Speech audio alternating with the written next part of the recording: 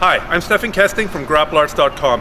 What we're looking at today are the best ways to control somebody on the ground in a self-defense or in a street fighting context. I really got to thinking about this issue a couple of years ago when I was involved in a long altercation with a guy who'd clearly stolen a bunch of stuff. He was going through a woman's purse and he had some stereo equipment. He was hiding in the bushes beside my apartment. So we called the cops and we were going to keep him there until the cops got there. And it ended up being the situation where he tried to run away, we would catch him, he would try and run away, we would catch him. He'd try and get me to hit him so that I would be charged with assault. And it was just a complete and utter gong show. What I should have done is taken him to the ground and just sat on top of him using one of these techniques until the cops showed up, because it would have been easy to kill him. He was like a 50-year-old methed out crackhead. But how do you restrain somebody without killing them on the ground when they might have weapons, they might be willing to bite you, they might be willing to go for your eyes, your groin. So that's what we're talking about today.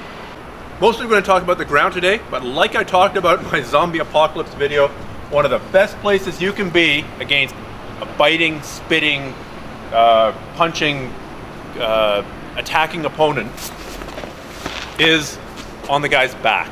As long as my head's not out here where he can elbow me, my head's close, then I can hear everything that he's thinking, and also I can control him and manipulate him and ultimately take him to the ground by lifting, turning, and dumping down to the ground. So I just got Richie to the ground and I want to keep him here. Either I'm waiting for the cops to come or I'm waiting for 4 of my friends to come. Whatever the reason is, I got to control him for a while. Now some positions, say like side mount, are great for grappling. Right? I can totally pin him here for a long time. Trouble is, he can hang on to me. Oh my God, 4 of his friends are coming before 4 of my friends are coming. Now, all he needs to do is hang on to me here, and it can be difficult to disengage. Also, if he's really aggressive, he can still bite me in this position here. I can bite him back, but we don't want to be in a biting contest. So, one much better position is the knee mount. Remember, I want to put 90% of my weight onto his body with my knee. This foot is mobile. From here, I can threaten to hit him. I can put a lot of pressure on his diaphragm, making it hard for him to breathe, especially if he's not used to this. It can be really disconcerting. The standard grip, the lapel and sleeve, is pretty good because it stops this hand from pulling a knife, stops it from grabbing my groin or trying to hit me or anything. This hand, if he's trying to do something with it, yeah, I don't really have to worry too much about it. So the knee mount is a fantastic control position. Another good control position is a technical mount. If I can roll him on his side, especially if I can gift wrap him. If I can gift wrap him here, he can't do anything with this hand. He can't do anything with that hand. If he's reaching for a knife or something, I've got lots of time to see this coming and convince him that that's a really bad idea. The final position that I want to talk about is what I would use if I had to hold somebody a long time. To go back a couple of years, when I was trying to stop that guy from running away while we were waiting for the cops to come, this is what I should have done. There are a million ways to force somebody into omoplata. Let's say I've gone to the mount briefly.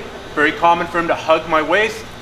I'm going to push his head down. I'm going to start bringing my knee up here, which already is a good holding position.